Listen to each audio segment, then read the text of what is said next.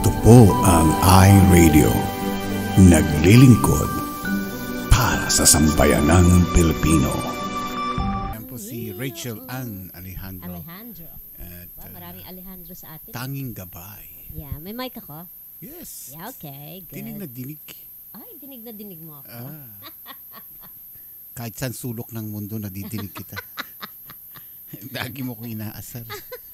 Lagi. Araw ng linggo, araw ng Sabado, pare-pareho. Walang pinagbago. Ay, nako. Magandang umaga po sa inyong lahat. Sabado na naman po. Sabado dito. Bali Sunday sa kanila, Linggo na no? sa kanila. Anong oras na ngayon? 5, 6, 7, 8 a.m. Marami pa natutulog dyan. Yes, yung iba Gumising dyan na kayo. pupungas-pungas pa. Ay, hindi. Pwedeng pumunta ng church, ano? Oo, sarado. Live streaming pa rin. Lockdown silang lahat. Sabi ng iba, yay! Wala kaming ano ngayon. Ano Wala. balik sa, ECQ. MECQ? Balik na naman yun, ano? Ano yung MECQ? Ewan. Ay, ECQ pa. ECQ is EC. Community quarantine yung EQ eh.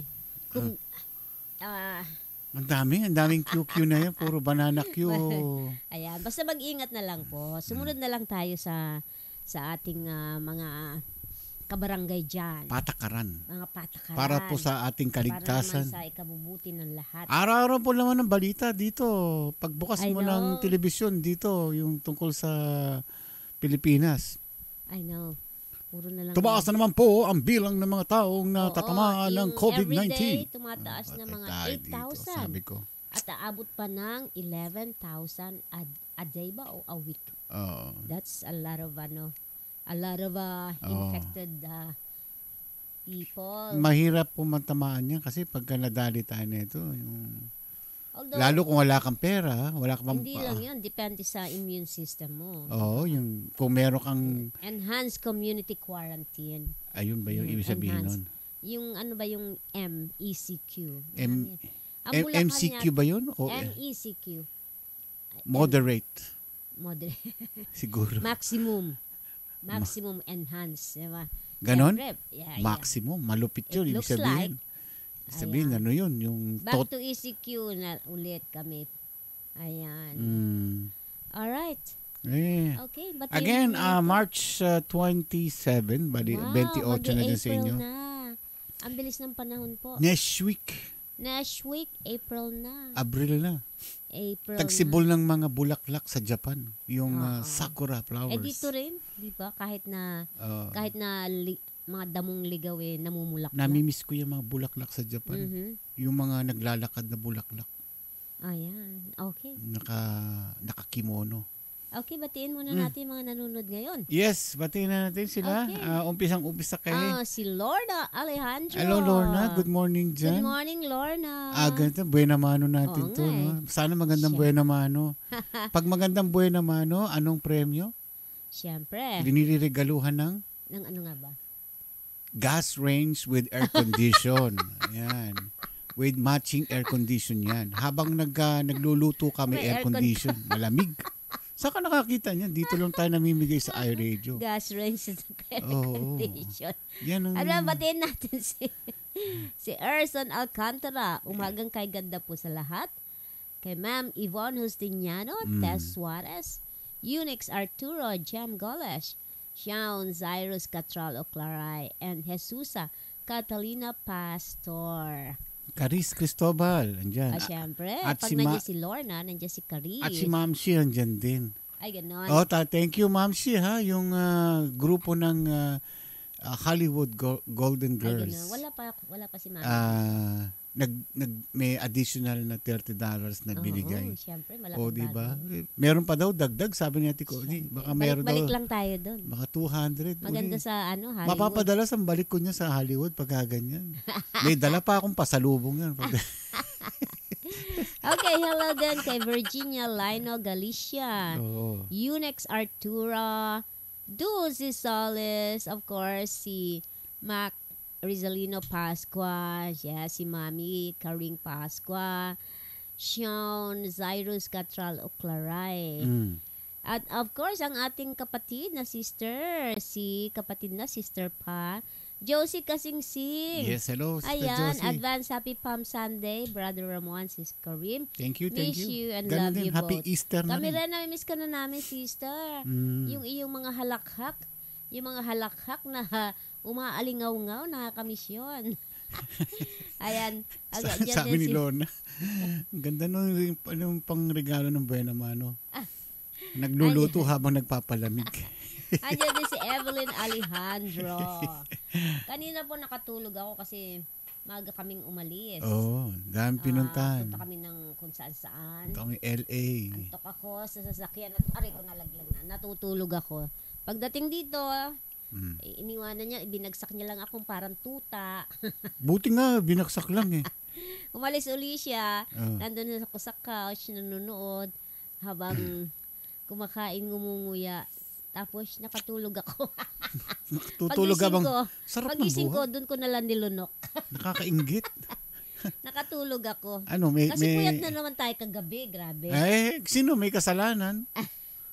Grabe na puyat. Yung Puyat idea kami na yan pagdating ng weekend.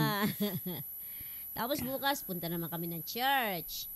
Ayan. Kaya yung pahinga namin talagang, pero okay lang, masaya naman. Lani Gregorio, hello. Kamusta po kayo dyan? Ni Lani Magandang morning sa inyo. May diferensya po yung ating mixer, ano? Hindi nyo nararamdaman pero kami dito, kitang-kita namin. Kagabi nagkantahan sila. Walang special effect. Natural na boses ang lumabas. Bumigay na po yung ating system pero matanda na kasi ito, panahon pa ni Jose Rizal ito nung matagpuan namin. Doon sa baol ni Jose Rizal sa museum. Doon sa ano ba ito? Yung kulungan ng mga nabilanggong Kastila. Port Santiago namin nakita itong mixer na ito. Sabi ko, wow, meron palang ganito. Palang ginagamit ni Andres Bonifacio nung araw nung sumugod sila noon sa Balintawak. Alam mo si Andres Bonifacio pala maganda pala ang history ng pagbabasahin natin, may kanya-kanya mga attitude din ng ating mga may maganda. Yeah. Si Andres Bonifacio, sino pa yung isang bayani na... Sino? Gregorio H. Del Pilar? Nakalimutan ko na eh. Napanood ko yung movie. Maganda, but anyway. Juan Luna. Emilio Aguinaldo. Yung matapang na yung painter, si General Juan Luna. Diba? Sino ba yung gumanap dun noon? Yung isang artista sa pelikula eh. Ang tapang niya, nagmumura pa siya. May polio kasi yun eh. Ganun. Kaya ganun. Ano namang connection nung? Kahit nakaupo siya sa wheelchair. Si General Juan Luna. Oo nga. Si Apolinario Mabini. Akala mo, sabi mo yung pilay eh. Hindi. General Juan Luna. Alam mo, mga tropa ko yan. Kaya kilala ko yung mga yan. Hello, Ron FT. Ayan. Rod pala, Rod. Uy, baka butin tayo ng 30 minutos dito kababati. Tawagin na natin si Jamis. Okay, mag-umpisa na po tayo ng ating Bible study. Baka sabihin, inubos niyo yung oras ko. Kayo talaga. Yan lang kayo. Gagalit tayo. Tawagin na natin si Pastor James. Ayan. Calling, Pastor James. Yan ang pagtrabahuin natin. 5 araw tayo, no? Kapagod. Pero okay lang. Siya naman na magsasalita rito. Wala, absent eh. Wala po si Pastor James. Ay, si At Pastor. uuwi na po tayong lahat dahil si Pastor ay nagbakasyon po sa Pilipinas ngayon. Ay, andyan pala si Pastor. Kala ko nagbakasyon ka, Pastor eh. Malapit na. Sabi ko, hindi sumasagot ha. Baka ako umuwi na ng Pilipinas, umuwi na ng Baguio. Okay. Hello kay Henry C. Pasqua. Oy, pinsan. Pinsan mo yan. Hello, pinsan. No? Kasi mga Pasqua family dyan sa Paco. Henry. Magandang morning dyan sa inyo. Welcome sa iRadio. Ito po inyong pinsan, Ramon Pasqua po. Ayan, si Mother nandiyan din. Ayan, Pastor James. Pasqua nandiyan din. Ayan. Yeah. Magandang mainit na hapon, Pastor. Nagigising lang ni Pastor Yan lang ako naligo eh. Mukhang amoy hospital ka. Naamoy kita rito, amoy ka eh. Yung mga... Subilog ako sa sasakyan na naman. Kaya naman pala. Kailangan yung sasakyan kasi natin mas matanda pa sa akin eh. Kaya kailangan... May nakalimutan ka. Ano yun? Yung verse mo, hindi mo pinadala.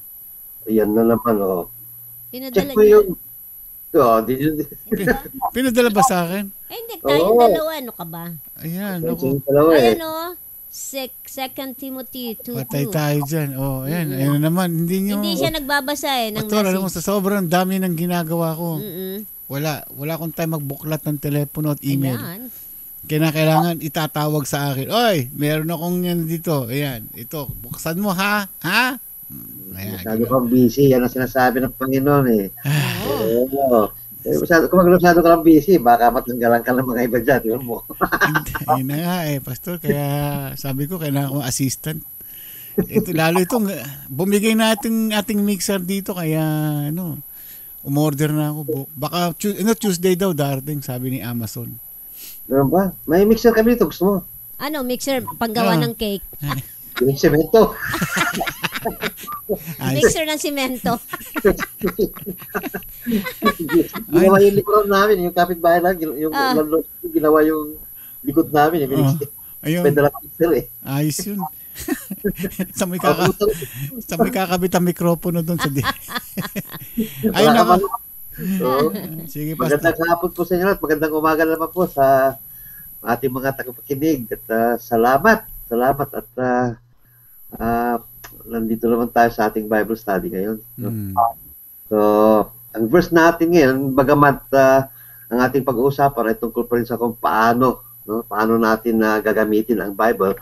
Ang verse natin ngayon ay sa 2 Timothy chapter 2 verse 2. Okay, kung mayroon kayong mga Bibles, punta ka po sa 2 Timothy, nasa Old Testament po 'yon. Nasa Old Testament po, ang 2 Timothy. Wala mo naman nasa New Testament po 'yon. Tinitingnan ko lang ko. Wala nagbubukas. Sa 2 Timothy chapter 2 verse 2. Napakaganda kasi ang sinabi dito ni Apostle Paul sa kanyang alagad, sa kanyang disciple na si Timothy, no? Sa basahin natin po, ang sabi po dito, the things which you have heard from me in the presence of many witnesses, entrust this to faithful people who will be able to teach others also. Pagpalain po ang pagkabasa ng salita ng Diyos, tayo po ay manalangin. Magandang araw po, ang maraming Diyos na makapangyarihan sa lahat. Muli po kaming lumalapit sa inyo at ganoon na nga ang pagpapasalamat namin at muli kami inyong pinagtagpo-tagpo dito sa iRadio na tuwing Sabado ay kami po ay nakakarinig at nakakapag-aral ng mga salita. Bagaman marami kami pong oras na ginagawa sa oras na to, ay nabaling po ang aming atensyon dahil mas masarap pong pagbulay-bulayan po yung mga salita.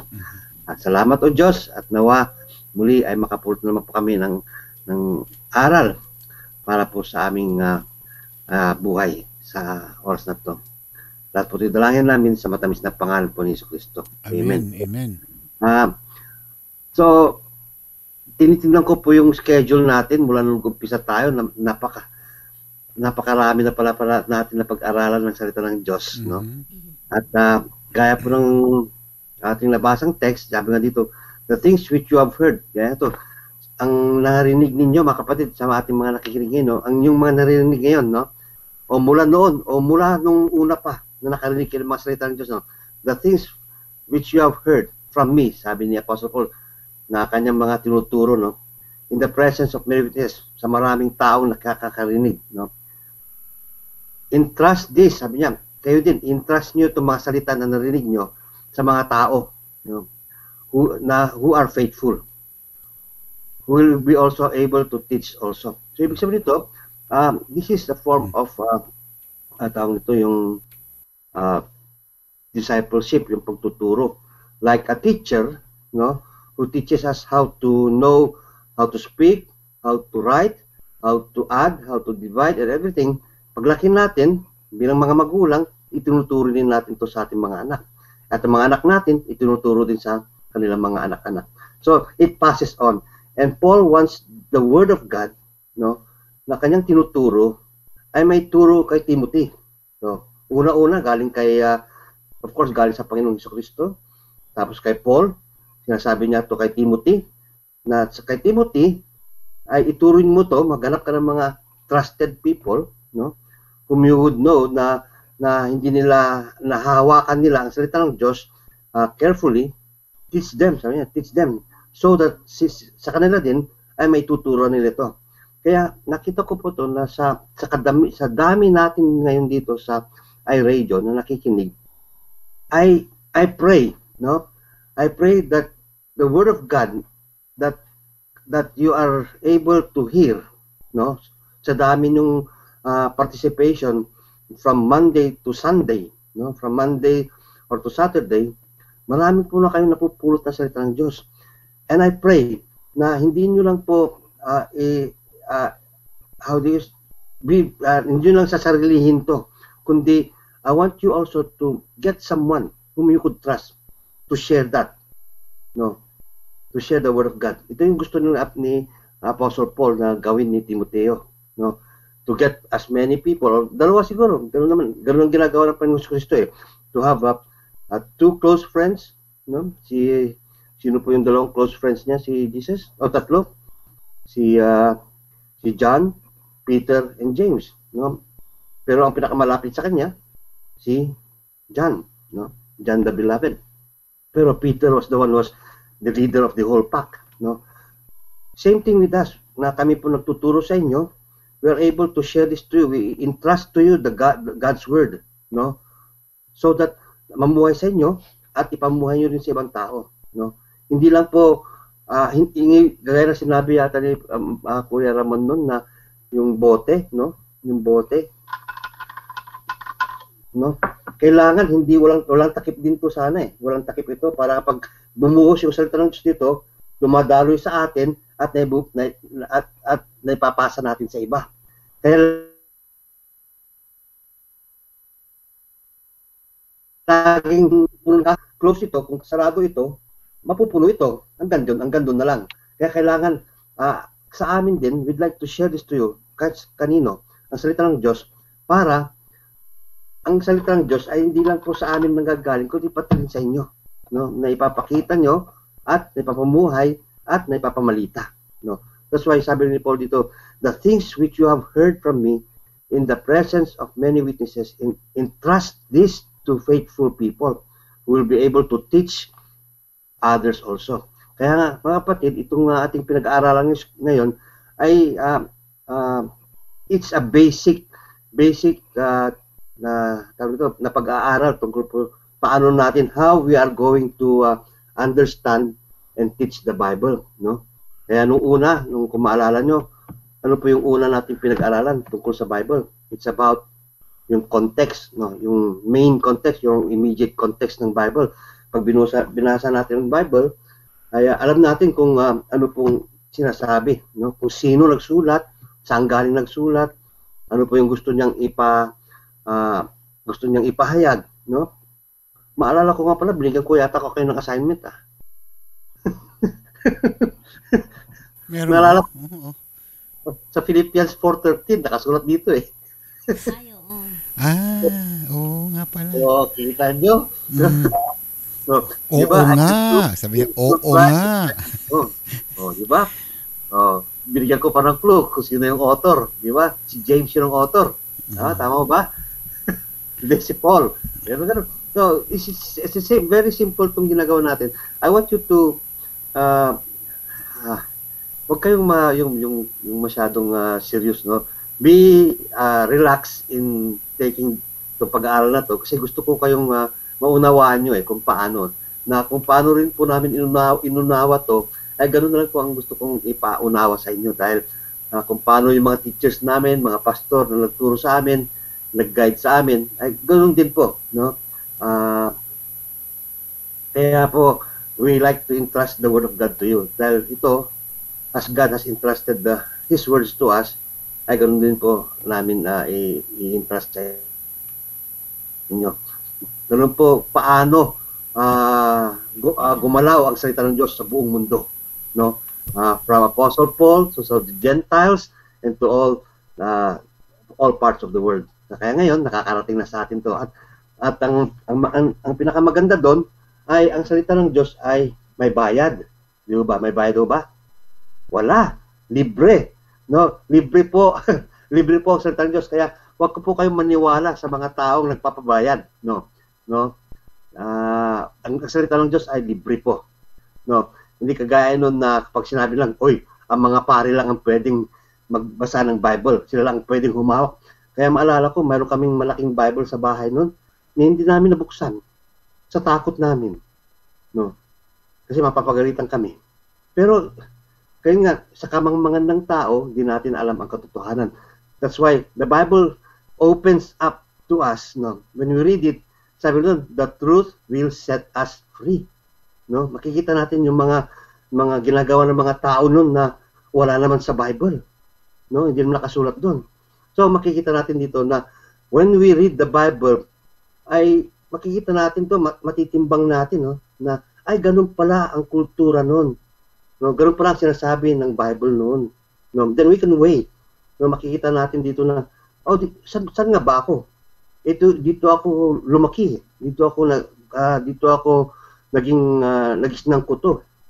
Pero kapag nakita mo yung katotohanan sa aklat, yung pagsalita ng Diyos, I hope and pray na makikita natin na there is a change of heart. No, there's a change of mind to the old ones, to the new ones. No?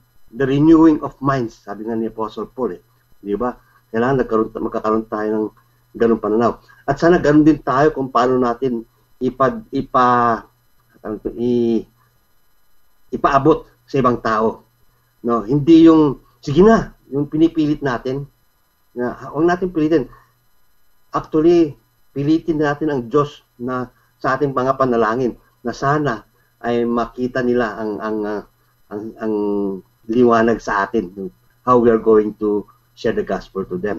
So, pero how can we share the gospel kung di naman natin naintindihan ang salita ng Diyos? No? So, it's very important for us to know the context. Yung ano po ang sinasabi ng Bible. Kaya nga yung pinag-aral natin una was that yung context muna, kung sino yung author, kanino niya sinusulat, bakit, kailan, no, saan, yung mga nun. Those are the immediate context nun.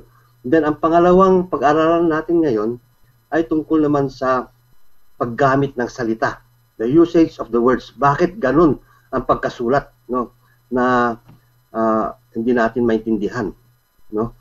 Oo, hindi nga natin maintindihan yung Hebrews. Mapalad nga the people who went and study Hebrews that they could translate the word. No, hindi po ako nag-aral ng Hebrew no, kaya hindi ko po alam. Pero dahil nga sa mayroon na pong translation sa pangalan po ni Tyndale, no, who was able to translate the Bible, no. At dahil doon, pinarusahan pa siya, pinatay siya, no? He was able to translate it in English, no?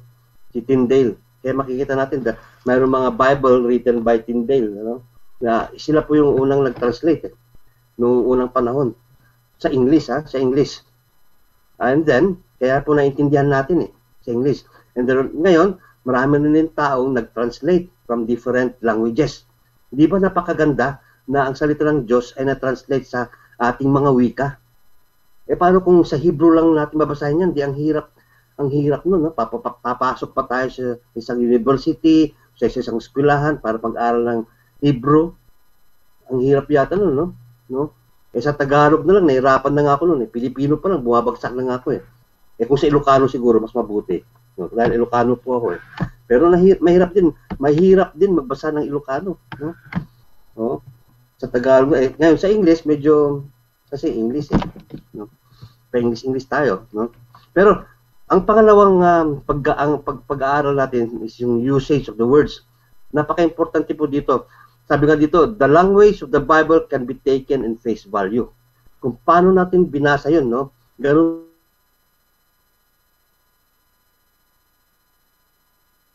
dapat pag-binasa natin. Kaya lang, the things which you have heard. Napakasimple lang naman yun, di ba? The things which you have, kung ano yung narinig mo. Yun ang translation yun kung ano yung narinig mo. Hindi na yung, ano kaya ang kanito? Ano kaya ang deeper meaning nito? Baka mayroon naka-hidden codes dito ng Panginoon. Kaya yun ang mga ibang tao, yung mga sobrang talino nila, akala nila napakaraming codes. Da Vinci Code, mga codes, maraming codes na ginamit ng Panginoon Diyos sa Bible. I believe God would not do that to people. Papahirapan niya pa rin ba yun? Maraming code at para sa matatalino lang nakaka-decipher yun? I guess not. Kasi napakasimple eh. Napakasimple yung salita ng Diyos. Sabi nga dito ni Paul, the things which you've heard. Hindi na pwedeng kailangan natin pag-isipan pa yun eh. No? Ang ibig sabihin, ano yung narinig nyo sa Tagalog, di ba? Kung ano yung mga narinig ninyo. No? Simple, yun lang naman. Alam natin yung ibig sabihin yan. Sa mga maraming taong nakakakita. Yun lang, I think we could already understand that. The Bible, the Word of God, does not have to be decoded na kailangan pang saliksikin natin ang mga ibig sabihin or hidden meanings. No, wala namang hidden meanings. Unless, of course, there are parts in the Bible, kagaya ng mga pagsabi ng figure of speech. No, mga figure of speech. Makikita natin dito, ginagamit ng minsan ng Panginoon. The dragons, wala namang dragon ngayon, di ba? Ano kayo ibig sabihin nun? No? Mga fires na lumilipad. I guess, we'll just leave it that way. There are things that we could leave it that way. Kasi kung papahirapan natin ito, baka mawala pa tayo or ma-misinterpret natin. No? May misinterpret natin. That's why there are sometimes the usage of the Bible, words of the Bible, sabi nga nito, the language of the Bible can be taken in face value.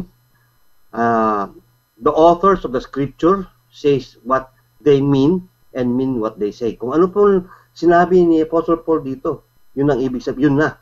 Hindi natin pwedeng ibahin pa. Kasi yun ang sinabi niya, kung ano yung narinig nyo. No? Kasi kung minsan, kaya yung mga chismoso, sabi ko na mga chismoso, I'll be open to yung mga chismoso. Kung iba yung nababalita iba yung narinig nila, iba yung sinasabi. Di ba? Hindi mismo yung, kung halimbawa, kung sinabi kong, Kuya Ramon, pakikuha mo ako ng tubig. Yun lang, no? Pero ang pagka-interpret ni Kuya Ramon doon, kinuha na ako ng pagkain. Oo. Di ba? Di mas maganda yun sana, di ba? Pero tubig lang hiningi ko. Sometimes, ganoon ang mga chismoso eh. And sometimes, there are people who interpret the Bible like that. No? Hindi po pwedeng ganoon. Hindi pwedeng ganoon. Pag sinabi ng Panginoon na ito lang, sabi niya, ito lang yun. Okay? Kaya nga, let us always take it on the face value. Pero kung di natin maintindihan, just leave it that way. Kasi, darating yung panahon na, bakit sinabi yung sa text na to, kailangan kasi basahin natin yung mga nauna at mga sumusunod na text, no? Or mga verses para maintindihan natin yon. Kasi kung yun lang ang nakita nating ibig sabihin nun, ay baka maiba yung meaning o maiba yung ating interpretasyon. That's why we have to be careful of interpreting it that way. No? We use figures of speech because even in our conversations, no, even sa ating mga conversations, a picture is worth 1,000 words, di ba? Tayo mga Pilipino, nguso pa lang alam natin yung ibig sabihin, di ba? Yung mga nguso natin kung paano gumalaw alam na ibig sabihin, di ba? Magano'n lang natin, alam na natin yung ibig sabihin nun, di ba? Ganon din ang salitang Diyos, there are figure of speech. Kaya minsan nakikita natin dito sa salita ng Diyos, ay bakit ganon? No? Pero let us always take it in a face value. No? The safest rule is that, sabi ito, go with the literal meaning of the text in its immediate context. Kunin natin yung literal meaning yan. Because of the integrity of the scripture, we can be confident that the ultimate truth in view will correspond to the plain ordinary sense of the word. No? Ibig sabihin nito na kung yun nakuha natin literal meaning nun, it will correspond sa na at mga sumusunod na verses. Kaya napaka-importante po na kapag halimbawa ito yung verse natin, yung sa Philippians, no? The things Philippians, no? I can do all things through Christ who strengthens me. Oh, pwede na pala akong ito ba, punta natin yung mas magandang natin na verse. If I confess our sins, He is faithful and just to forgive our sins. Oh, pagko-confess pa lang ako ng sins ko, forgive na ako. Di ba? Parang that's how people perceive it. Pero kung titignan natin dito, it was John who wrote this. Kanino niya sinulat to? Sa mga believers lang. No. Bakit hindi sa mga non-believers? Kasi magiging iba ang ibig sabihin nito in the whole context of the chapter, no. Kasi bakit ang pagkasabi ni Paul dito ay ni John, no? Apostle John ay para sa mga taong nakagawa ng mga mali and they want to be restored back, no, sa mga believers. Paano yung mga gustong humingi ng kapatawaran, no? If I confess my sins, He is faithful just to forgive us, no. Pwede rin na gamitin nila yon, no, pero in the wrong context kasi kapag tayo po yung nagkakaroon ng Bible study, no. If we confess our sins, okay, pwede ba yung hindi mananampalataya mag-confess ng sins? Yes, we can confess in sins, pero tingnan natin, nasa Panginoon Diyos ang pagpapatawad. Yeah. He is faithful and just. He is faithful and just to forgive our sins. If, may conditions No, may conditions din. Kung tayo din po ay faithful. No. Alam ng Diyos naman kasi kung tayo ay nagkukunwari ang humihingi ng confession o ng kapatawaran. No. Ganun din sa mga manampalataya. No. God knows our heart when we are confessing our sins. Pero sa context na to, dahil gusto ni Apostle John to bring back or to restore them back, no, sa kanilang mga dapat paglakad sa Panginoon Diyos, no. God is faithful to forgive them. Yun ang ibig sabihin nun Yun ang ibig sabihin. Pero kapag ginagamit natin sa ibang context, malayo na, parang hindi yun ang ibig sabihin. Kaya napakahalaga po na intindihin natin yung salita ng Diyos. Sa Philippians 4:13, okay. Ano po ito, Philippians 4:13? I can do all things through Christ who strengthens me. Ano ibig sabihin nito? No? Ano ibig sabihin nito? I can do all things. Ibig sabihin niyan, kapag malakas ba ang aking pananampalataya? No? I can do all things now. No? God will strengthen me dahil malakas ang aking pananampalataya and I can do all things. Hindi po. Kaya titignan natin yung context nito. Kanino to sinulat? Sa mga Philippians Sa mga taga-Pilipo, no? Alam natin na kung si Paul ang nagsulat ito, sinusulat ni Paul to nung nasa bilangguan siya. At dahil sa kanyang kahirapan, no, sa kapagitian niya, he was able to get strength, no? And he was able to do things to encourage the Philippians and other cities na nandun siya sa bilangguan. Dahil sa kanyang kalagayan, he was able to get strength, no? And sabi niya, I can do all things, no? Through Christ who strengthens me. Dahil dito, sabi niya, I could have joy. Kahit nandito ako sa kulungan, may joy ako Dahil nakita ko kung paano kayo gumagalaw dyan sa Filipo. Kaya sino sinulat ni Apostle Paul? Yes, Apostle Paul. So kung makikita natin kung yung mga ibang pag-iintindi, no, may matwitwist natin to, no. Hindi po yun ang ibig sabihin nun. Kaya napaka-importante po na titignan natin yung paggamit ng salita in relationship sa before and after the text, no. At the same time, the safest way is to tingnan natin yung literal meaning ito. Ang pangatlong bagay na kailangan natin intindihin when we are interpreting the Word of God, no, is to consider the whole Bible. The Bible as a whole. Kaya napaka-importante po na mayroon tayong time na nagbabasa talaga no? Nagbabasa, no? Hindi lang part by part.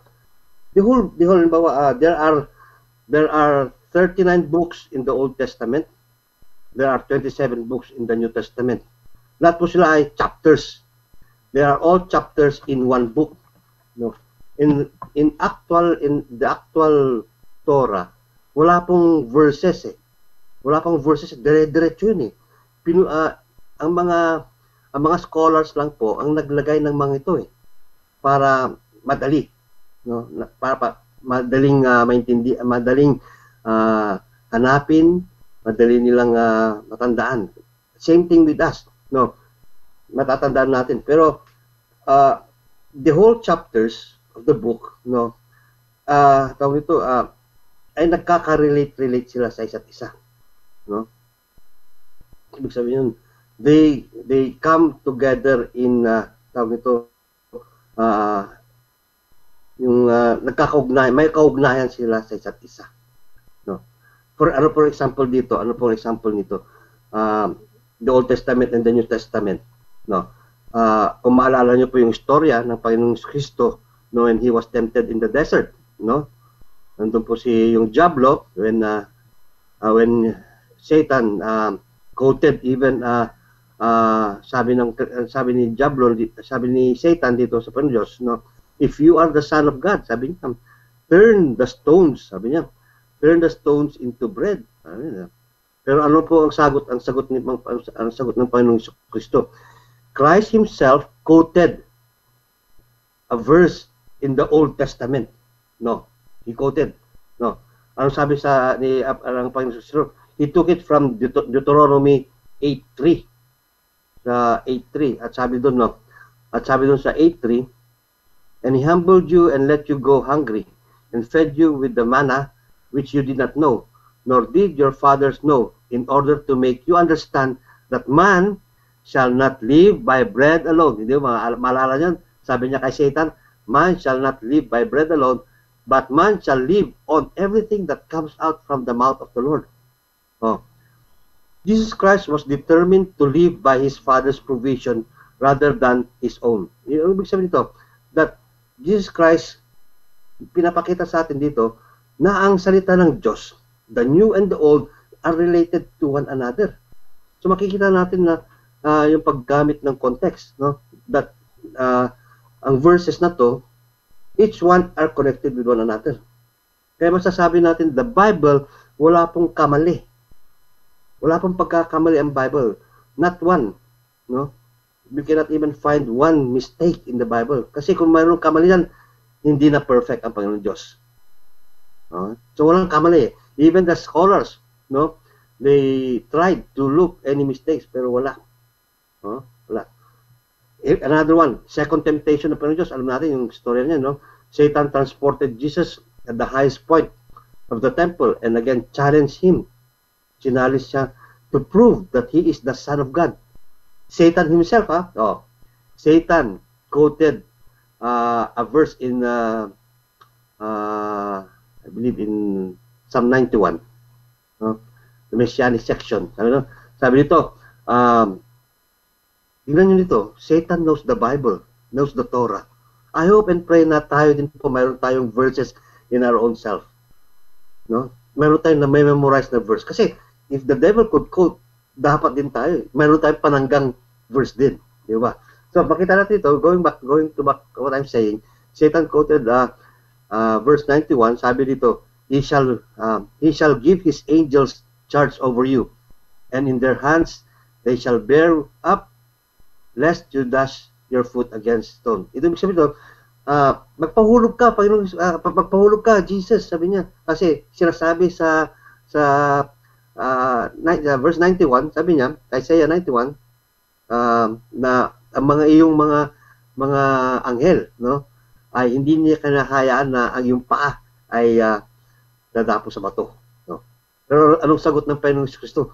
He again quoted a verse, no, the following verse, sabi ito, even in Matthew 4:6, sabi nga dito, and Jesus replied, sabi dito, it is also written. Sabi niya, nasusulat ito, Satanas, sabi niya, nasusulat ito, do not put the Lord your God to the test. Oh. Ibig sabihin dito, though Satan quoted verses, we could also quote verses to agree with one another. No? Yung verse nito. No? So makita natin dito that the usage of the verse or the context of the words, no, ay nai-relate natin sa whole Bible. Kaya napaka-importante po na sa ating pag-aaral, no, later on we will show you how na we have to really read the whole chapter. Know the chapter, know the book. Ang pinakamadaling basahin natin siguro the book of Jude or Philemon. Ilang verses lang yun. And at masasabi natin dito, I have read one book. Kasi what Philemon and Jude, the book of Jude, ilang verses lang yan. It's considered one book. So subukan nyo. Sabi nyo, ay, sa wakas nakabasa din ako ng isang libro sa Bible. No? Excuse me, kukunin lang ako. Anong kukunin niya? Tubig siguro. Alright. Pansamantala, patalasas muna tayo. Umalis si Pastor James. Iinom yan. Nauuhaw siya yan. ng water siguro. Nauuhaw eh. Ayan. Tagal. Batiin muna natin si Mirna Sales, Lala Carmina, Reggie, Eunice Ann Fajardo, Fabian, Lina Flor, Yvonne Justiniano, Evelyn Alejandro. At Reggie Yap. Reggie Yap. Sabi na tubig eh. Oh. Kanina pa kasi umuubo eh. Sorry. Ayos lang, Pastor. Okay. So, nasaan tayo? Yung book na maiksi. Yan, napaka-importante po na basahin natin yung pero hindi naman kasi yung ignat na, alam ko ng Bible. It's a process.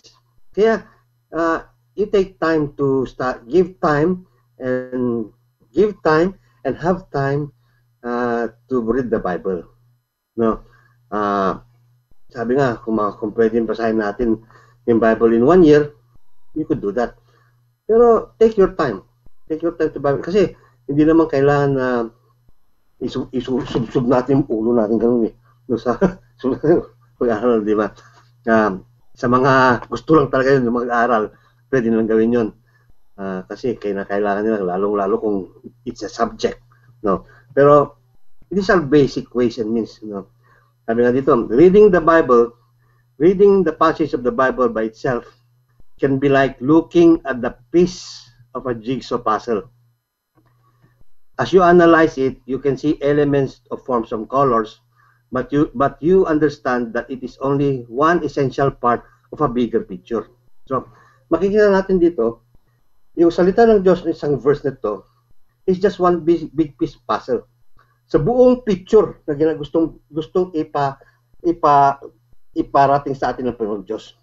Kaya kung nabasa natin the whole Bible, from history to the present future, no? Ay, ganito pala ang plano ng Diyos sa buhay ko. Yun eh.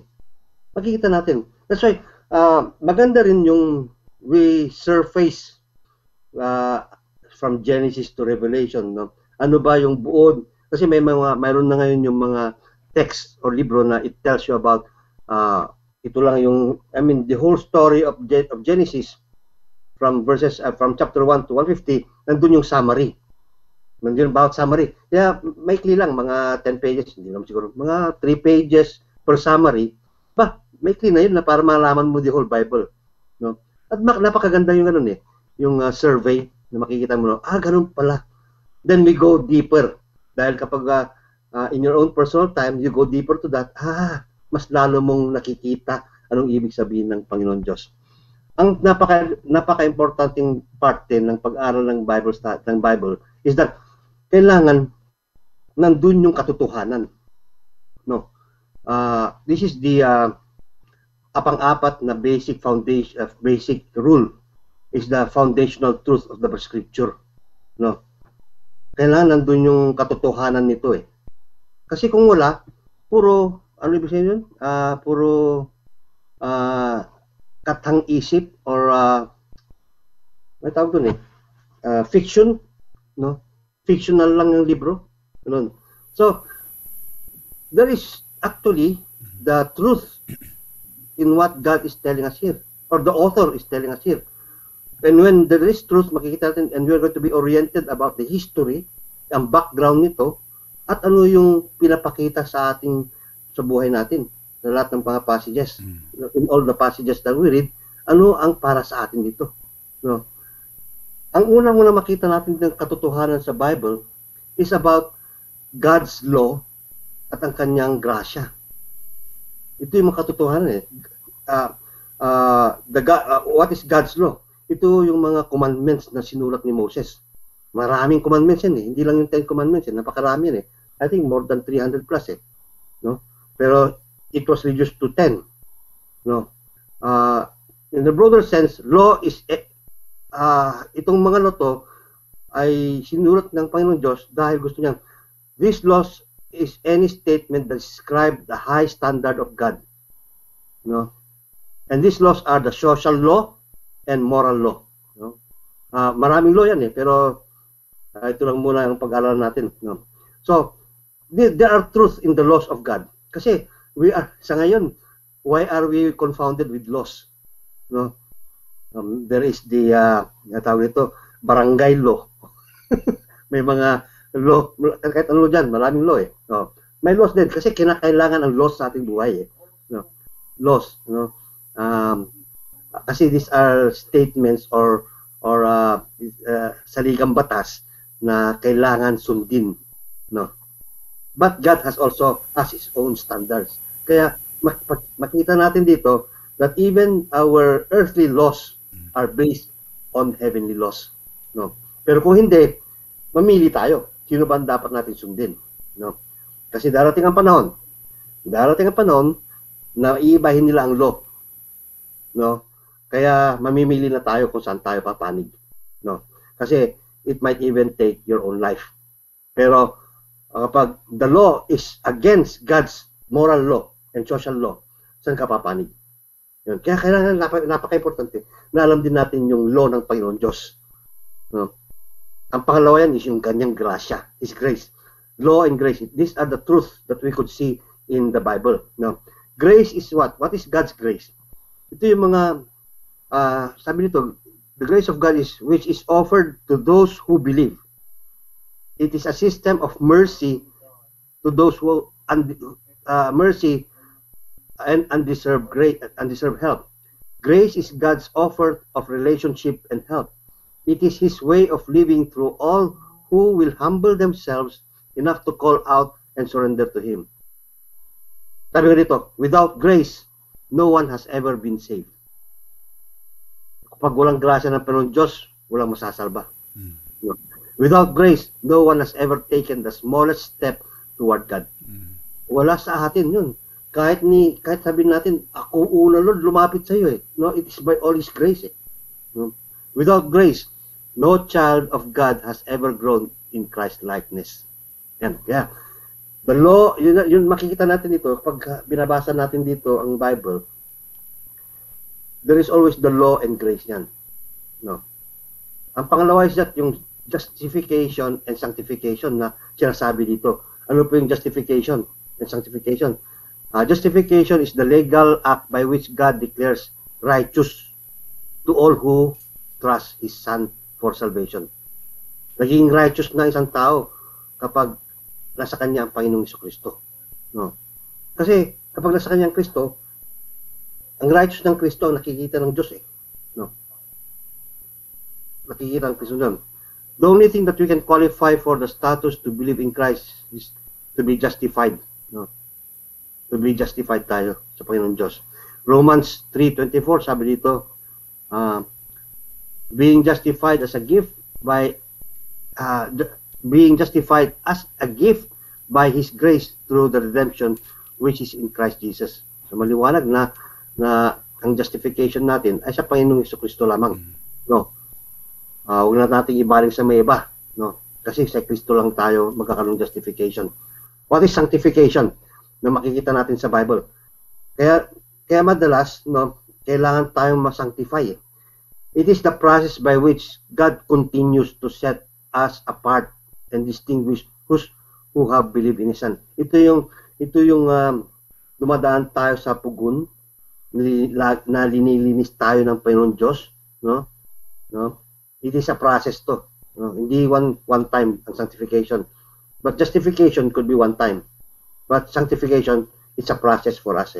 Kasi hanggang nandito tayo sa katawan na to, sa lupang katawan na to, there is always sin. No? Kaya makikita natin dito na napaka-importante na ang Bible ay mayroon nun. Ang pangatlo, napaka-importante na there is truth, there is. Makikita natin dito, Israel, ang bansang Israel, at ang church. Doon ay panghuli, bago tayo matapos ng panghuli natin. This is the last one. Makikita natin dito sa history, Israel is a nation of individuals who can trace their ethnic. Tayo hindi, we cannot trace our ethnic. Though we can trace saan tayo galing. Israel is the blood relationship back to Abraham through Isaac and Jacob.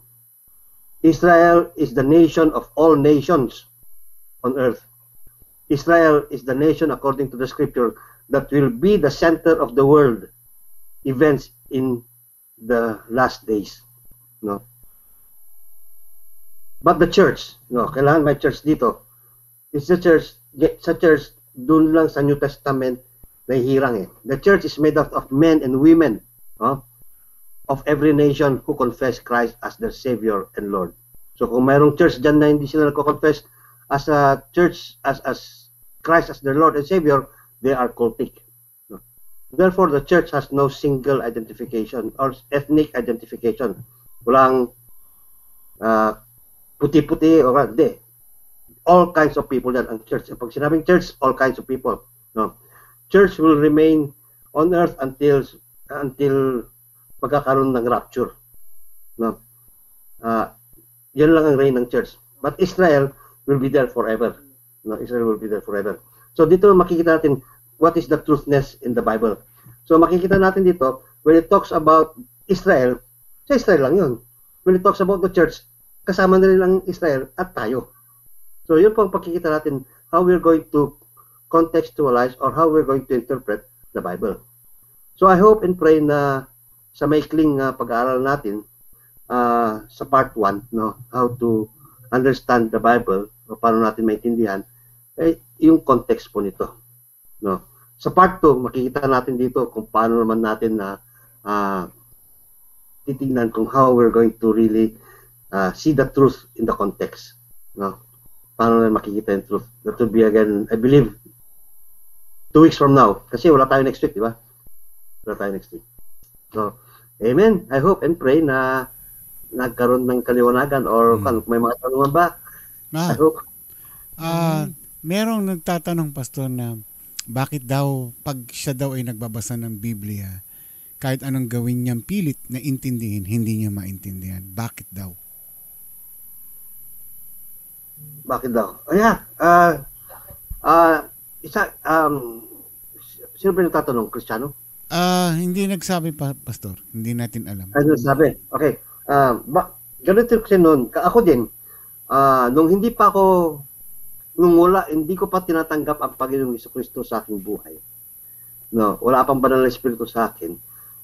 Kahit anong pilit kong basahin to, hindi ko maintindihan. Why? Because the book itself is spirit. No, the Word of God is spirit. Was kinasiyahan ng Panginoon Diyos to. All sa 2 Timothy 3:16. Sabi po dito, all scriptures is inspired by God or is breathed by God. Hininga. Spirit. Profitable for teaching, for reproof, for correction, and for training in righteousness, so that the man of God may be adequate, equipped for every good work. Punta tayo sa John 3. Ano po sabi doon? Kaya hindi natin naintindihan yon dahil patay tayo sa Espiritu. We don't have the Holy Spirit. We don't have the Spirit in us to allow us to understand the Word of God. Kaya kailangan natin yung Espiritu. So, alam ko magiging controversial yan, no?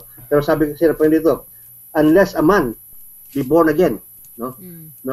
Unless a man be born again in spirit, no? In spirit, hindi niya maintindihan ito. Kaya even Nicodemus himself did not understand it. Dahil wala siyang Espiritu nun eh. Remember, babalik na naman tayo sa Garden of Eden. God's breath through man's nostril. At nabuhay siya. Nandun sa Espiritu ng Diyos eh. No, nabuhay sir. But sabi ng Panginoon, huwag niyong kainin yung prutas sa gitna ng sa gitna ng hapin ko. Lest you will die. Nung kinain nila, namatay ba sila? Sinungaling ba ang Diyos? Oh. Maari siguro, sinungaling ang Diyos eh. Hindi naman namatay si Adam, di ba? Physically, they did not die. But what ang namatay sa kanila, ang ibig sabihin ng death is separation eh. So what died in them was their spirit. Umalis yung kinasihan niya. Kinasihan kasi ng Diyos sila eh. Spirit sa kay Adam, kay Eva eh. But when they committed sin, umalis yung spirit eh. That's why death. And dahil tayo ay nanggaling kay Adam at Eva, we were born dead in spirit. Kaya sabi ng Panginoon, you must be born again para maintindihan natin itong Bible. No? Napaka-importante that you must be born again. Kasi kung wala po ang hindi may balik ang sa atin ang Espiritu ng Diyos sa ating buhay, with the Lord Jesus Christ and by the power of the Holy Spirit, no matter how we try to read the Bible, hindi natin maintindihan. We will understand it in a plain language na walang hindi gabay ng Espiritu. I hope I explained it well. Sabi ni mother ko, I read the Bible imploring the presence of God and guidance of the Holy Spirit. Yan ang kanyang sistema ni mother ko. So, yeah, kaya napaka-importante when we study the Bible, we always ask God's guidance. And again, manampalataya man hindi, it's God's terms. No, kung ibibigay niya sa iyo ang tunay na ibig sabihin ng Bible. No. Yeah, that's why we have to ask or pray wisdom from God. No. Not man's wisdom. But actually it's not wisdom, it's knowledge lang sa atin eh. Wala tayong wisdom eh. Wisdom always comes from God. Ito pa isang huling tanong, Pastor. Yes. Saan ba daw matatagpuan sa mga scripture sa Biblia kapag ang tao ay mayroong problema sa personal na mga personal problems niya?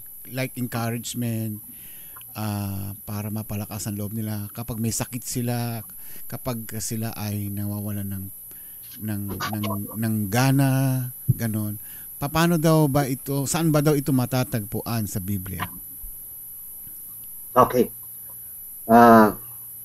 Mayroong, alam nyo, libre na ang Panginoon Diyos ay may telepono.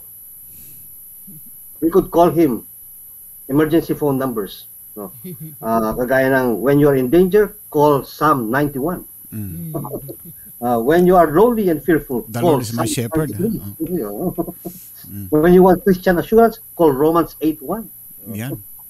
When you have sinned, ito pa, call Psalm 51. Ito, when you are worried, call Matthew 6:18 to 24. Mayroon ako dito. Gusto niyo padala ko kayo rito. Pag pinaghihinaan ka ng loob, maganda yan, Pastor. Joshua 1:9. So, di ba? If you want to be fruitful, call John 15. If you are depressed, call Psalm 27. Yun lang naman eh. Gusto nyo, bigyan ko kayo dito. Maganda yan, Pastor. Maganda yan. Ilagay nyo sa refrigerator nyo, padala ko lang sa inyo. Saan ko kayo lang ito? Sa Facebook? Maganda. Facebook, Facebook Pastor. na lang, Pastor. Scan mo, tapos picturean mo, Pastor. ilagay mo sa Facebook, i-post mo. Oh, that's good. Good. Diba? Nagtanong na yan. Thank you. At alam mo, dahil sa tanong na yan, marami makakaalam na yan ito. Ayan. Ikalat yan. Ikalat yung secret telephone number na yan. Hindi secret to. Emergency phone number. Emergency phone number. Ayan. Kaya kailangan nating mga kababayan. Kapag malayo ng Panginoon, when God seems to be far away, call Psalm 139. Yan. Kaya kailangan may libro tayo eh. Yun ang ating magiging phone eh. Dial natin. Ala, naputol na naman siya. Naputol ba? Nagpipris ka eh. Nagpipris ka kanina pa, Pastor. Kanina pa, Pastor, yan eh. Ano ba? I'm sorry. Hindi, yung internet mo bumabagal. Internet, Pastor. Okay, full eh. But anyway, Pastor, yung mga emergency calls na yan, it should be kanina na sinasabi mo na kailangan magkaroon ng personal relationship. Otherwise, hindi nila maintindihan yan. Yeah. Tama. Right. Tama, Pastor. Kailangan there should be born again. Amen. Yung born again, ibig sabihin nun, hindi yung ipinanganak sa sinapupunan ng magulang. Kundi it will be Hindi. born again in spirit. Mhm. Yeah, amen. Yeah, tama. Kaya kundi, basahin natin sa John 3, makikita nila yung born again. Yung word na born again. Kaya yun ang tawag sa atin eh. Ayan yung mga born again. Ayan. Kakantahan tayo yan. So, yun itawanan ko to nun eh. Mag-hallelujah yan. Di ba sa mga pagsakay-sakay ng bus nung araw, Oo. may biglang magsisigaw doon. Ayan, patay tayo dyan. Pastor, maraming gumagamit ng word na amen. Siguro marahil meron siguro ang hindi maintindihan yung ibig sabihin ng amen, but mas marami ang nakakaalam po, Pastor. Ano po ang pwede niyong ibahagi? Para sa kaalaman ng lahat. Yeah, para sa ating lahat po. Anong ibig sabihin ng amen? Amen. Amen. Opo. Amen. Diba? Kung amen. Pag umimen ka, you concur. Parang Yeah. so, you Agree. You agree? agree. Oh, yun. Amen. Nag-amen ka, ibig sabihin yan, Okay. you nag-agree ka. You go with what was said. You Aha. agree.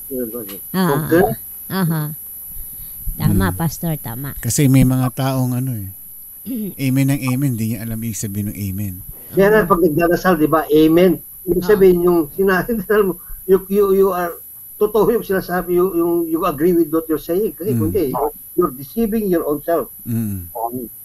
Oh, it is a very strong affirmation, no? Na of the truth, Yeah. Yeah. Kung hindi, yun lang natin ang sarili natin, di ba? Yeah. Pag Kaya yung mga amen dyan, hindi nila naintindihan, they are niloloko nila sarili nila.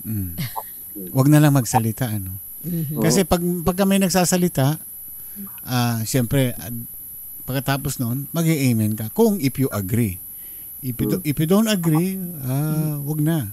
Pero kung kung tama yung sinasabi ng tao at sa palagay mo may katuwiran, so you agree with it. So that's the time you can say amen. Ganito. Magbabayad ka ba ng ganito? Amen. Nung sinita ka, ba't ako magbabayad? It makes you agree when you say amen, you agree.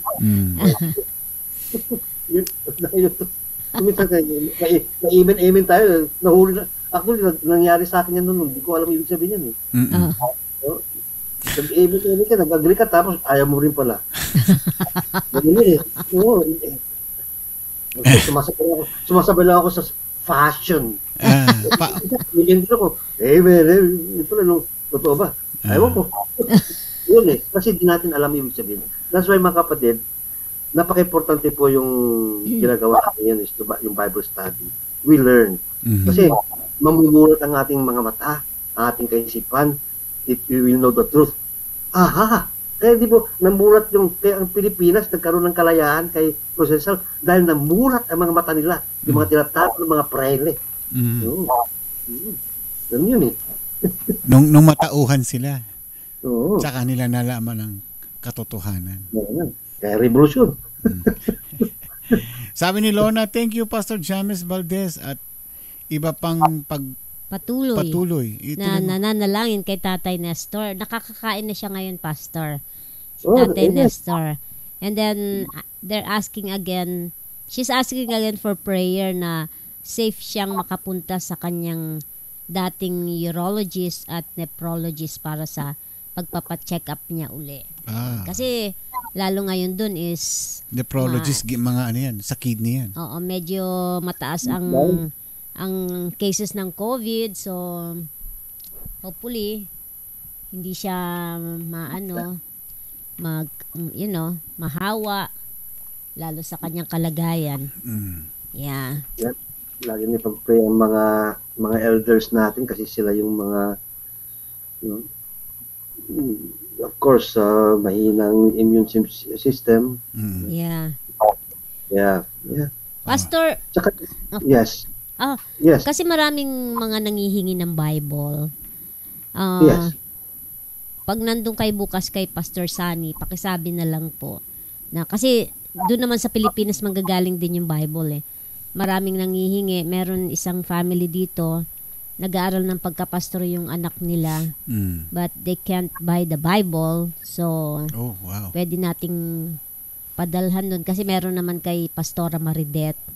Kukunin ko lang yung information niya para maipadala doon. Yeah. Okay. Yeah. Opo. Pag-usapan namin ni Pastor bukas. I-announce na lang natin yung mga nangangailangan ng Biblia. Yeah, in-announce ko na nun, pero Send lang po ninyo yung inyong address. address saka name. Yung, Sabi niyo kung anong gusto niyo, Tagalog o English. Yeah, kung Tagalog or English para mas I think mas maganda siguro yung may life application.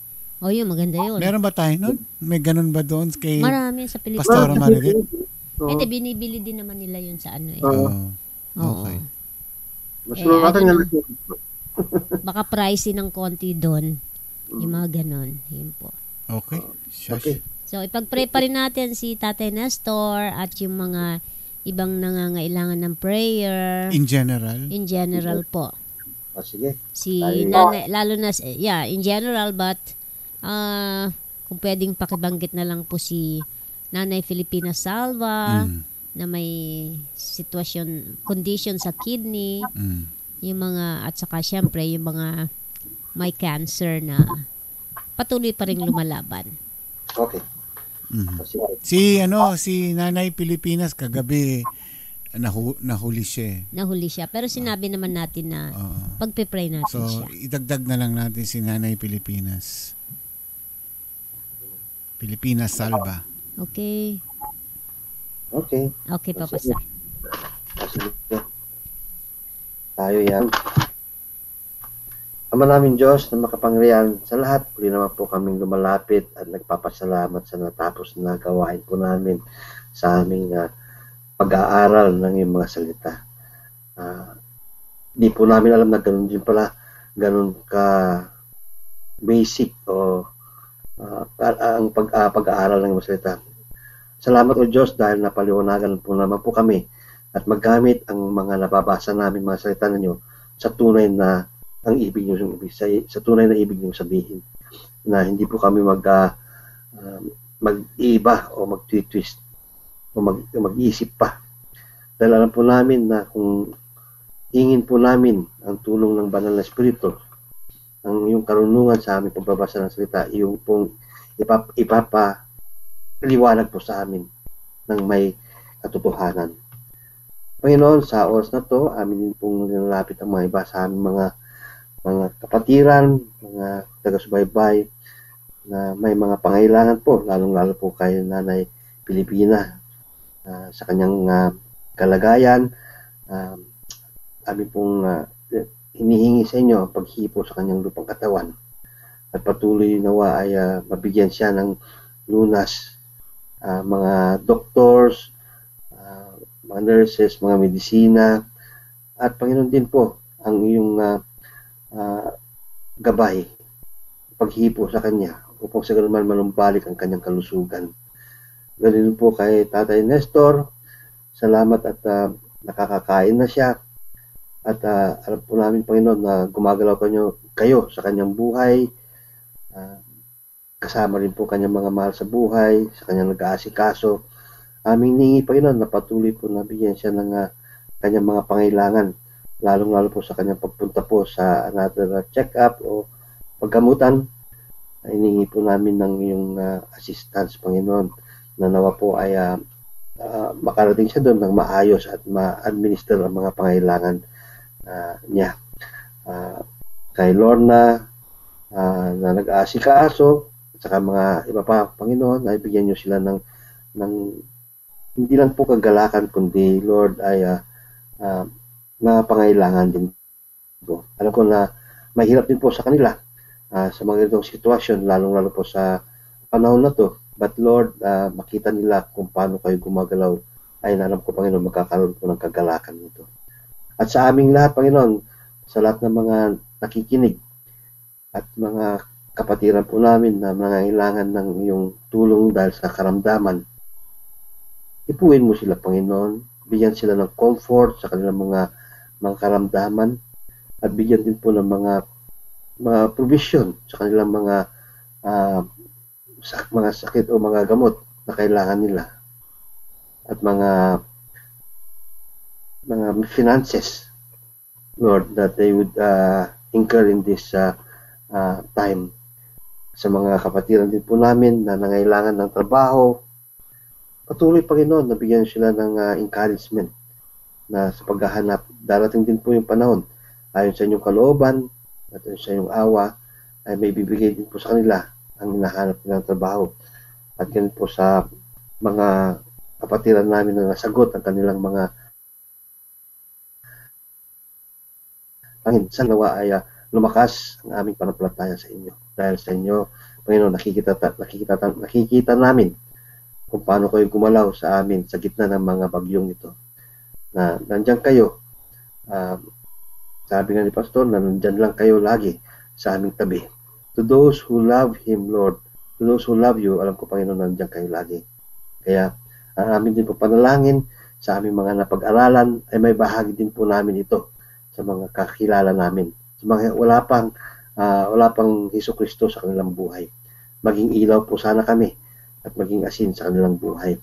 At nawa ay patuloy nyo kaming gamitin araw-araw upang sa ganun po makapagbigay kami ng kaluguran sa pangalan. Salamat po sa iRadio, sa tulong po ni Kuya Ramon at Sister Karim na pangunguna ng gawain na ito ay patuloy nyo silang bigyan ng inyong kalakasan. At ganoon din po ang kanilang mga pangailangan. Alam ko, Panginoon, they're working 24/7 sa pamamagitan nito ay bigyan nyo sila ng kagalakan at ang mga provision na pangailangan po nila. Salamat o Diyos dahil meron kaming Diyos na nakakaunawa. Meron kaming Diyos na siya po nakakapag-provide ng lahat ng mga to. Kaya salamat at muli ay nakutoy dalangin namin sa matamis ng pangalan po ni Jesucristo. Amen. Amen. Ayan, amen. Amen. Amen. Amen na yan, ha? Tandaan niyo, agree, ibig sabihin niya. Yung mga sinabi ni Pastor Jamis na yon, mga dalangin na yon, mga encouragement, pag sinabi niyo amen, ibig sabihin, agree. I agree. Ayan. I concur. I concur. I concur. Okay, Pastor. Okay. Okay. Maraming salamat po sa inyo. Thank you, Pastor. Wala tayo sa Sabado, Pastor, ha? Sabado lang ba? Friday meron? Wala. Wala, di ba? Biyernes, Thursday and Friday, wala Thursday, tayo. Friday, wala so, po. hagip yung Sabado mo. So, Thursday dito meron tayo? Wala po. Oh, wala. Thursday, Next week. Friday, and Saturday. Wala po. Okay. Pero Monday, kita tayo Monday. Po, Pastor. Thank you so much. Thank you. Okay. Kita tayo next week sa church. Okay. Okay. Bye-bye po. Alright. Bye-bye. Thank you very much. Pastor James Valdez, Timothy, 2 Timothy Timothy 2, verse 2. Yan. Encouragement po yan. Maganda po yung na-share ni Pastor James nga regarding with the kung tayo may mga problema sa pagbabasa ng Biblia, yung komunikasyon. Yeah? Importante yung komunikasyon natin sa Panginoon kasi paano tayo tatakbo? Paano yung gagalawan natin, yung araw-araw nating gawain sa buhay kung wala tayong guidance. So sa pamamagitan ng salita ng Panginoon, ito yung bibigay sa atin ng direksyon kung ano yung dapat natin gawin o saan tayo pupunta.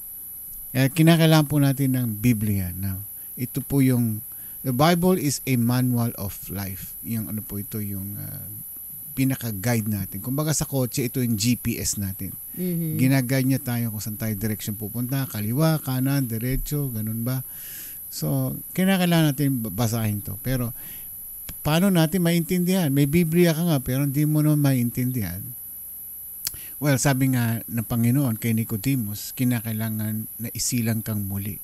Paano ka sisilang? Malaki ka na. Diba? So, kinakailangan isilang ka ng Espiritu. Amen. Yan. So, kinakailangan ikaw ay muling tumanggap. Kasi pinanganak tayo noon ni Adan at Eva ng ating mga ninuno na meron na tayong kasalanan. Pag silang mo sa mundong ito at pag unang iyak mo pa lang, sabi nila sa katekismo, minana na natin yung mga kasalanan ni Adan at Eva noon. So, paano ito mabubura? Diba? Mabubura ito kapag ikaw ay tumanggap sa Panginoon na bilang siya ang iyong Diyos na tagapagligtas. Marami pong ulit na ginawa po rito sa iRadio na ilang pong pastor, Pastor Sunny, si Pastor James, si Pastor Jeff, Pastor Ruel Tica at si Pastor Pio. Sila din po ay in-announce nila yan. Natatandaan ko si Pastor Pio Tica ay dinasal niya itong prayer of acceptance, yung sinner's prayer, no? So, pag tinanggap mo yan at dinasal mo ng tao sa iyong kalooban, sa iyong puso, then ibig sabihin, you are born again. Tandaan mo yung araw na yun na tinanggap mo siya. That is your birthday mo na yan.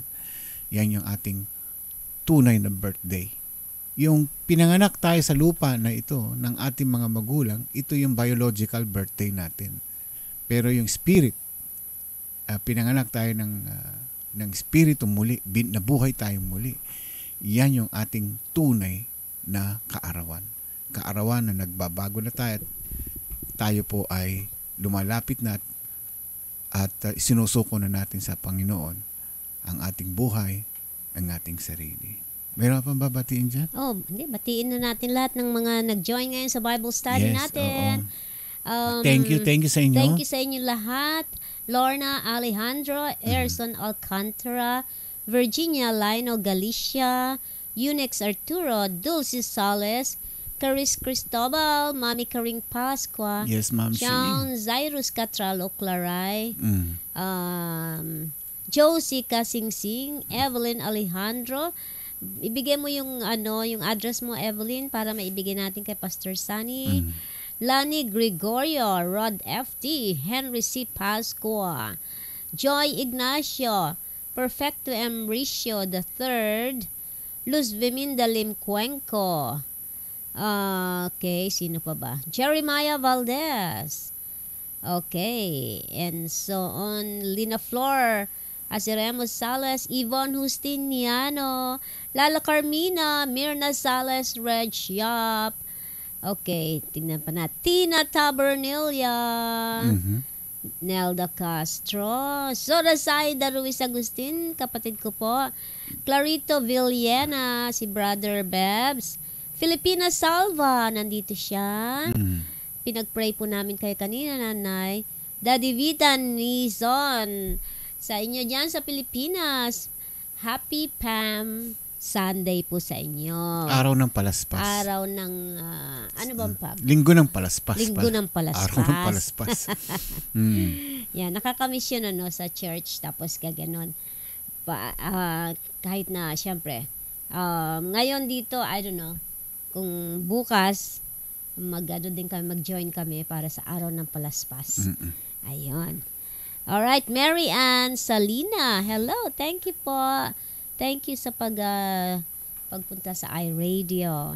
Yung mga nangangailangan po ng Bible o ng Biblia, kung gusto po ninyong magkaroon ng i-PM nyo lang po ako. Ng Bible, send nyo lang po inyong address. Full name and address. Para ibibigay ko po kay Pastor Sunny. Then isa-send po ito ng ating from the Philippines then. Yung ating contact po sa Pilipinas, si Pastor Maridet Bermeo. Ayun po. Okay. So again, thank you ulit. Diba? Huwag kayong gi-give up, Kami, Lunes hanggang Sabado, hindi kami nakakapagod. Pero minsan hindi kaya ng katawan. Pero yung spirit ay kaya pa. Yes. Nakakapagod, nakakapagod talaga. Physically nakakapagod. Pero pinag-uutos ni Lord Gagawin namin. Ito po yung ministry na binigay sa amin. So, mahirap, nakakapagod, pero we have to go. Hindi naman tayo magre-reklamo. No complain. Na-enjoy naman. Na-enjoy naman. Yeah. Ginagawa naman namin to hindi para sa sa sarili namin, kundi para sa Panginoon. Mm. Hello kay Constantino at Tito Ledesma. Hello, Tito. Ayan. Hello, Brother Tito. Good morning. Namimiss ka na Kumusta? namin. Grabe, nakakamiss ka. Yung mga halakak mo dyan. Oo, yung mga biro Pag natin. pinapatawa ka, talagang naniningkit ang iyong mata sa kakatawa. Wala, Chinese eh. Ganun. Hindi, si Chinese siya. Hindi ba Chinese? Ledesma. Hindi, pag kumatawa kasi sa'yo. Oo, nawawala na yung Wala mata na. eh. Pilikmata na lang makikita mo. Sabi ni Pastor James yung verse na i-post niya na. Ayan. Aling verse? Yung kanina, yung mga yung mga emergency. emergency calls. Emergency calls. Mm, Para, tama. Meron akong libro eh. mm, Meron naman ako ng libro doon na, yun di ba yung binabasa ko kung ikaw ay nadidepress, andun lahat yung mga yung mga verses. Kung ikaw ay galit, nandun lahat. Kung blessed ka, nandoon. If you're blessed, if you have financial problem, May sakit ka. tungkol sa meron din tungkol sa patience, lahat from A to kung ano yung word na pwedeng mabanggit, hindi X eh. W. Ayan. Okay. Again, remind po lang namin sa inyo na next week, Tuesday and Friday. Pag sinabi namin Lunes, balik Martes sa inyo. Martes na Pag yes. sinabi Martes, Merkulis sa inyo. Miyerkules. So always advance kayo ng isang araw. So ngayon, pag sinabi namin ngayon, this Friday, Thursday and Friday, bali, Friday and Saturday po Friday sa and inyo. Saturday, wala po kami dahil in the observance of Lenten season, sign off muna po ang iRadio para po magnilay-nilay muna tayo sa itong Semana Santa. Okay? At magbabalik tayo uli sa kinalunisan which is Tuesday naman sa inyo. Yan. Maliwanag po. Panibagong buhay. Yan talaga. Makikita tayo sa Sunday kasi Pasko ng pagkabuhay yan. So, balik Lunes, Manood po Tuesday kayo yan. ng service sa ano ba tawag doon? Ano ba 'yon? Kaya mo yan. Sa next Easter Sunday. Sa Easter Sunday, naka-live po. Bukas po ang church namin noon. So, nandun po kami. Maaari pong kakanta ang praise and worship. So, makikita niyo po kami doon. Okay. Alright. Thank you. Thank you so much at we hope na na-bless po kayo sa na-share ni Pastor James Valdez po ngayong araw na ito ng Saturday. Linggo sa kanilang lahat. Okay. Ingat po kayo dyan sa paglabas-labas. Kung maaari, wag na lang po lumabas. Sabi nga po ni ano pangalan to? Kim Chu. Bawal lumabas. Bawal lumabas. Na-late daw si Nanay Pilipinas kasi nagtanim daw siya ng tubo. Tubo. Sabi ko na naman tubo. Tubo. Tubo. Ayan, masarap yan. Yung tubo. Tubo yung ng gripo yun. Tubo. Nice one, Nanay Pilipinas. Okay. Okay, mga kapatid, binigay kong pangalan nyo kay Malu Cruz and Mark Dolentes, Nico. Yeah. Paano nga connect sa radio? O paano nga ba? Paano ko connect sa iRadio? Simple lang. Nasa YouTube. Hindi, pero kailangan i-ano mo siya. Ano ba ang pangalan ni Ku sa, yung account ba niya ang gagamitin? Kasi hindi natin siya matatawagan eh. Si Kulidesma? Oo, kung hindi mo, yung iRadio mo, kung hindi siya ibig sabihin friends. sa Messenger. Yeah. Kinakailangan punta siya sa Facebook muna. Facebook. Oo. And then, mag-send siya ng message sa, magsisend siya ng friends request. iRadio LA. iRadio LA. So, ganun ang gawin mo, Tito. Pakisabi kay bossing, kay Miss Kulidesma na send siya ng, miski na ako na mag-i-initiate. Oo. Mag-friend request ako kay Kulidesma. Yes. Acceptan lang iRadio. Oo. Accept lang niya. Then, yun na. Then, testingin natin pagka nag-workout bago one day before na ma-invite natin siya ritong mag-sharing. Pag nag-say yes siya, then Tawagan natin siya, saglit lang. Tapos pagka nag-click, nagbumukas, sabi nga, hi, nako, pa-picture agad, selfie. Yun, okay na. Ganun lang, Tito. Ganun lang kasimple. Pakisabi na lang kay Miss Kulidesma na yes. magsasend ako ng friend request Yeah, friend request. from iRadio LA. Kung ano ang pangalan niya sa ano, hindi Yung ba, natin alam pangalan siguro niya. ba, ano bang pangalan Anong niya? pangalan niya sa Facebook? Sa Facebook. May Facebook Oo, account siya, di ba? Kung may Facebook account siya, Oo. normally, mga ano yan, Instagram yan, mga yan eh. Oo. Oo. Eh, para- Hello kay Brother Renante Torres. Oo. Masanto siya labi. Edsi kayo. Ayan. Ditan. Ayan, galing ko na. Hello kay Sister Rachel. Meron na Kung pala kasama mo siya, oh. Meron siya. Ano na siya? Ayan, oh. Oh, meron pala siya. I-friend request mo na siya. Oo. Friend na kami. Mag-friend na kayo? Oo, friend na kami. Ah, friend na pala Ganun, niya. mabilis. Friend na pala niya. Oo. Okay na. Yung picture niya rito, yung ano, yung... Tama ba tong picture niya? yung siya lang, ng profile niya. Siya yung lang. profile niya? Yung Yan mukha lang. niya? Oo. Yes. Nakaitim ba ito? On a t-shirt, oh yan. Oo. Alright, pasok na sa banga. Ayan. At friendster ko na pala siya. Uy, Friendster. social na rin ako. Mga celebrity. Kasi pastor, dami kasing kaibigan na ano eh. Manny Pacquiao, Culo Desma. Wala, ako, kilala ko lang naman. Sino? Bongo. Bob. ay. Sige na, paalam na tayo. Ferdinand Marcos. At ako yung maghahalaman pa. Alright, maraming Okay. salamat po. Until next week, ingat-ingat po tayong lahat. Ingat-ingat. Stay home, stay safe. God bless po sa inyo Happy lahat. Sunday sa inyo. Happy Palm Sunday dyan. Yes. Ako po si Ramon Pascua. Karim Pascua. Ingat po. Bye-bye. See Ingat you next kayo. week.